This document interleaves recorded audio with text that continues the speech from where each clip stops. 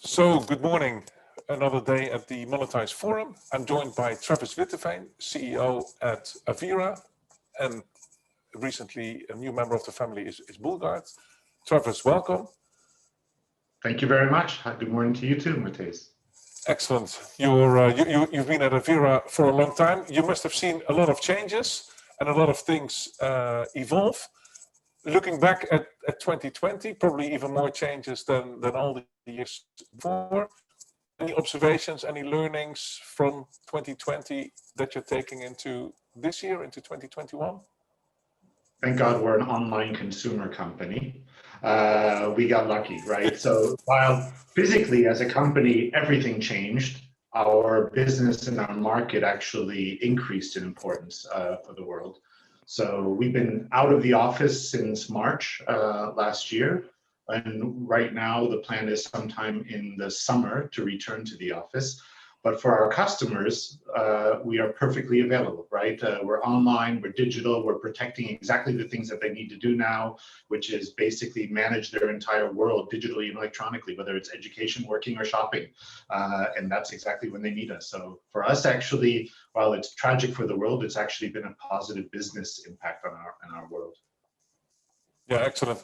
Yeah, you either hear it was a very hard year, or you hear the response like yours. Yeah, we've been lucky, and there was a lot of demand for what we're doing. So interesting to hear that. So you've chosen to work with a full service e-commerce provider. Why and when was that? And it's clear from your screen it's cleverbridge, but always interesting to hear why you've chosen that model rather than some of the other models that are available. I mean, I guess we have to go back in time a bit to answer that question when the original decision was made, and to put color around that decision. So until early 2000s, we came as an agreement together, the two companies that we want to work together and serve the market in cooperation. But actually, we never had a contract. So it was a handshake. And it was a handshake business until about 2014. So for the first 10 years or more of our relationship, there was no physical paper involved. And it was purely that it was the meeting of like minds, meeting of two companies that just believed in each other and went forward. And I think that's a trait that has just carried through the relationship, this trust trait. And I think that's probably at the end of everything that you talk about in business, right? It's about people and trust, what makes things successful or fail. And that we had from the beginning on. So why we actually entered that relationship was because we had a couple of abnormalities as a company. So as a company, we're privately run and owned back then, and we spent a significant amount of our revenue, so not profit, but revenue, we redirected into a charity. And that charity was a direct consumer that wants to purchase our products, putting the money directly into the charity, and we get the remainder of the money to Avira. And obviously there you already see that there's some complexity in the online transaction world, right? It's not somebody gets it and then re-gives it out and as a reseller model, but it actually requires a certain flexibility in the way you transact with the customer and how the payments go to the different parties. And because of that flexibility that cleverbridge right away stood up and showed, they won us over because they were the ones who came up and said, you know, we want to meet your business needs. And that has continued, right? So that was the initial one. Later on, we got into complexities of changing the market strategies, wanting to do special things within our product in e-commerce shopping experiences. So, you know, it's just an evolving relationship that has continually proven that they're willing to work with us for our business needs and adapt to our business needs. Yeah, interesting, Travis. And I guess you also started with perpetual licenses or sort of transactional commerce, and no doubt that has evolved into more complex business models and things like subscriptions. Yes, correct. So actually our industry, and especially in the history of Avira, we've always been subscription-based. But the difference is that we've gone into very different types of subscriptions, right? You have single product, you have bundled suites, you have monthly subscription users, you have multi-year subscription users. And of course, in a subscription business, the most important part is retention. Are those users every year coming back or every month coming back and reinvesting and buying? And how automated is that process? How frictionless is it? Do we have the right technologies so that the user isn't inconvenienced when their credit card numbers change, or other things might happen that would actually prevent a transaction from occurring. And how good are we as a partner addressing it when the opposite happens, when a transaction was, mistakenly transacted and the customer doesn't want it, and how quick are we to react and keep customer satisfaction up? And there we've been really, I think, in a great track of improving every year. And every year new things come into place, and every year we're adopting new ways to go to market. I mean, it's their service provider business model, so it's a bit different than their reseller model, which means that there is a lot of control and flexibility that they've given us and how we interact with the consumer, while they take all that heavy lifting of the e-commerce transactions and help us exactly where we don't have the competencies. Yeah, exactly. Some interesting examples. I'm assuming you also went to new markets and new countries with cleverbridge. Always good to hear some war stories from challenges there. Yeah, there it goes all crazy, right? Because you go to Japan and you hear something that everyone needs Konbini Pay, and you're like, what the heck is Konbini Pay? And it's something about, taking money to your local 7-Eleven store and paying for it there locally for an internet transaction. Of course, you have the same thing, whether it's in Brazil or in other countries. You have currency systems. You have, PayPal has been there for a long time, but also Amazon Pay is getting up. We even experimented with Bitcoin. What does that mean for our company? And being able to constantly adapt and look at the way the demographic market needs are changing, meaning the regional laws and issues, the mechanisms, how people want to pay, and experimenting on completely new methods. I mean, that's part of the business, right? To always figure out how to adapt and make the best experience for your consumers possible. A lot of those have disappeared, though. We don't really see Konbini Pay. We don't see some of those, but they were, for a time period, very important. And it's also part of that complexity. Or like in the US, where you have legal restrictions like Nexus, which requires you to do all these local tax filings and things if you do directly. Then we switch to a different model with cleverbridge, where we say, okay, you're the reseller, you take care of that complexity. It's definitely not worth it for us to deal with that on our own. So having even mixed models in the relationship is just part of the mix that makes you successful or not. So, yeah, exactly. Yeah, that's very true. Yeah, Brazil and Japan are always the examples that come up.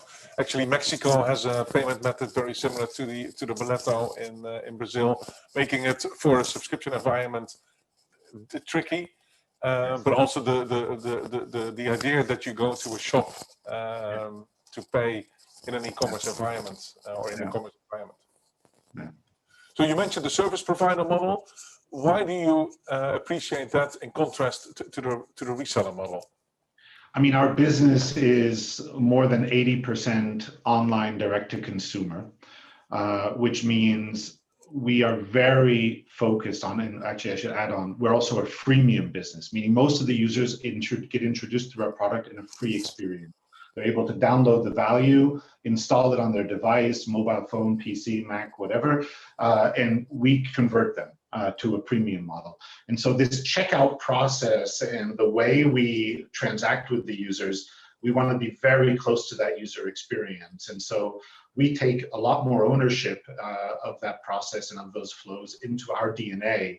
And then you want a system provider, a service provider who does all the different payment mechanism management, the transactional management, the billing and support related, service related issues that you don't want to do with the business are part of the process, and you want to focus on usability and flows and convenience. And it just makes it a good match. So, where we're able to provide value, we can do it. And where we say, hey, that's not an area where we're ready yet to step up because of the incremental marginal part of the business, that's actually an expertise that you're better at, we can give away. And that's why the service provider model was for us from the beginning on so attractive. And I think even before it was an official model within cleverbridge, we were already practicing that through our initial relationship with the Auerbach Stiftung, right? That charity that we had. I think you're hitting the nail on the head there. I think they invented that very well on the fly.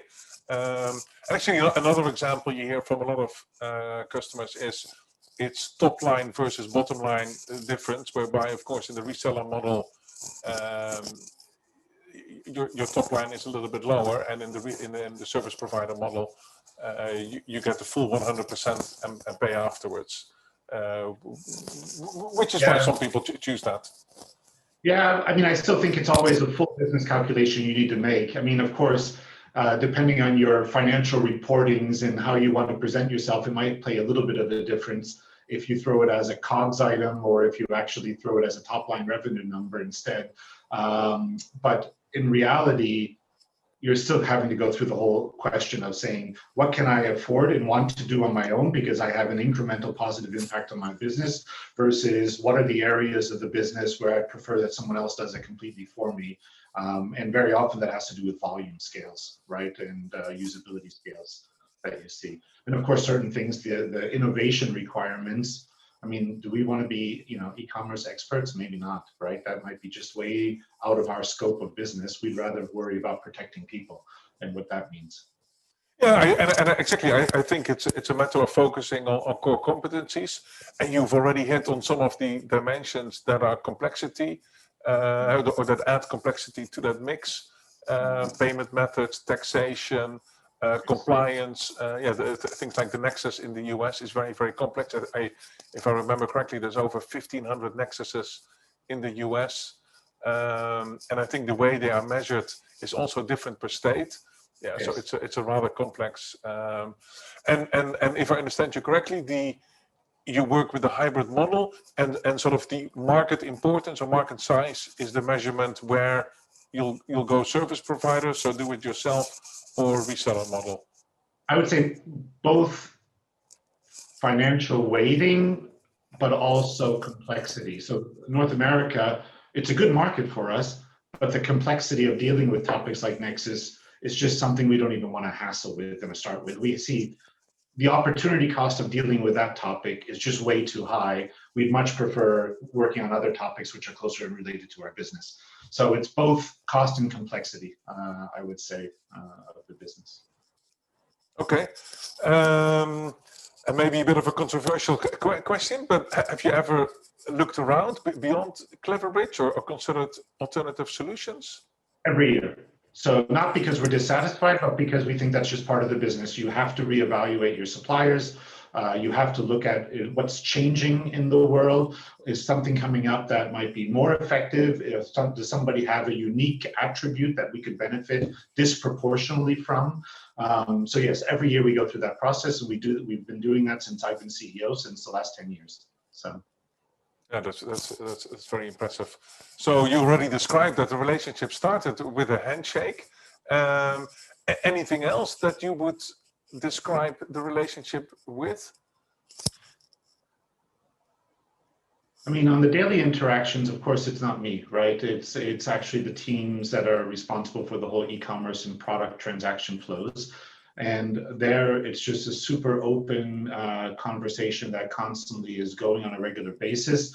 I never hear negative issues about the relationship. And when there are issues, not because of the relationship, but issues which always come up in business, it seems to be always that we get on a red flag, but in a very short time period, it goes away, which means both parties are vested and interested. And now we acquired Bulgard in November.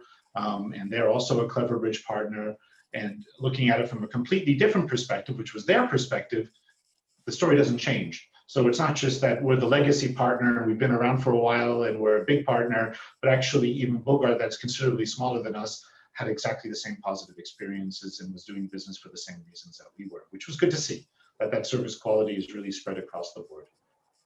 Yeah, that's very good. And will you be onboarding Bulgard in that same hybrid model? No, we'll probably maintain the model that they have because they have a different segment and different geo footprint. But in general, the business is slightly different. They sell a lot of new business through their PC Builder environments, and their first conversion is when the user's trial period runs out, whereas we distribute a lot of our free via download portals in our website directly. So the go-to-markets are a bit different. They pay residual money back to their partners as a finder's fee for the renewal business, and we don't have that. We keep all the money that we make, and we don't pay anyone else residual. So, it's just different. It's different business models, and therefore we probably won't make the complexity of changing and harmonizing. There's no need. Excellent. All right, great. Travis, thank you very much for sharing a great insight. Yes. As always, time is not on our side, so it was great talking to you. Thank you very much. And if there's any questions, Either Travis or somebody from the cleverbridge team will be on the platform, so feel free to ask questions. Thank you. Thank you very much. Have a good day. Thank you. And stay